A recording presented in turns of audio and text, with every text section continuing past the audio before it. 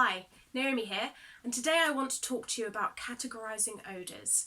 So stimuli that we detect by smell are arguably the most difficult for us to discuss and analyse because there isn't a clear set of odour categories or properties that we can use to describe what we perceive in the same way that there is for the other senses. So senses such as hearing and vision can be discussed in terms that most people understand, and in terms which are tied to measurable physical phenomena like brightness, pitch, intensity, or frequency. Taste also has 5 basic qualities that seem to organise sensation, and those are sweet, salty, bitter, sour, and umami, and you can read more about that in Mike's blog. But describing and classifying smells is quite difficult for us because we don't have this kind of terminology. That was until 2013 when a research team from Pittsburgh came up with 10 basic odour categories that we might use to help us describe and classify what we smell. So the researchers applied a mathematical model to the data they found in an atlas of odour profiles, and they simplified all of the different information about odours contained in this atlas into a limited number of meaningful odour categories. And so they came up with 10 basic odour categories, which they identified as fragrant, woody/resinous, fruity, non-citrus, chemical, minty/peppermint, sweet, popcorn, lemon, and then 2 sickening odour types, pungent and decayed. And you can see from this table the different types of odour descriptors that fit into each of these 10 categories.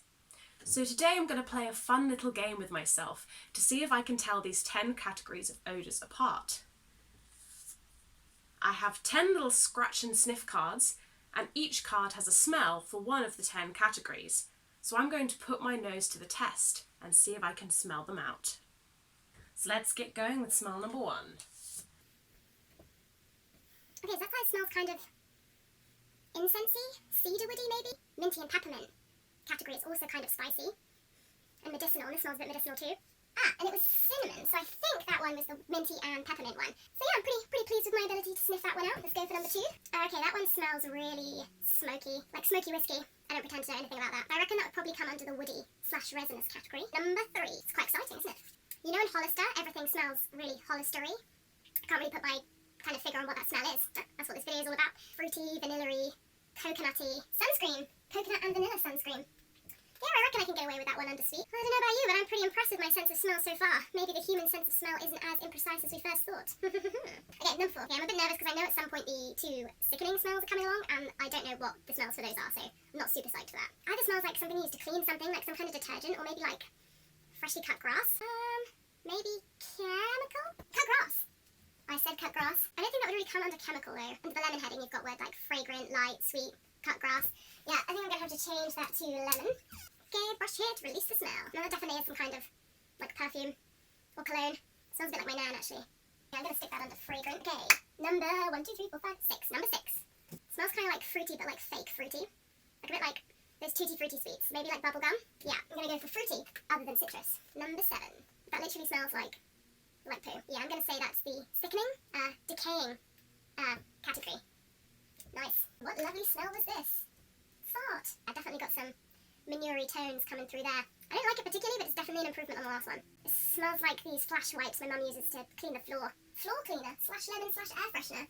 So yeah, I reckon that could have either gone under chemical or lemon, but I'm happy to put it under chemical. Da-da-da. I think we found the other sickening one that's really quite gross. Garlic, but like garlic after you've eaten it.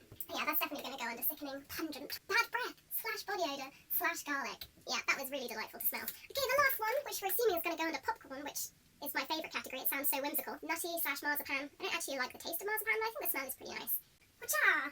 And there we go, almond paste, amaretto/cake frosting. So I'm pretty pleased with that, to be honest. I think I did a fair job at categorising those. I just thought I'd end this by saying that whenever you make mathematical models that categorise things like this, the findings are always contentious because, as with all mathematical modelling, there are in theory many different possible solutions or categories that would make the same amount of mathematical sense. So I'm not suggesting for 1 minute these are categorically the 10 ways that you have to classify odours, But whether or not you agree that the researchers have come up with the perfect solution, there is no doubt that having these kind of standardised properties or categories to describe odours should make it easier for us to discuss and analyse what we perceive with our sense of smell. So go out there and sniff some popcorn.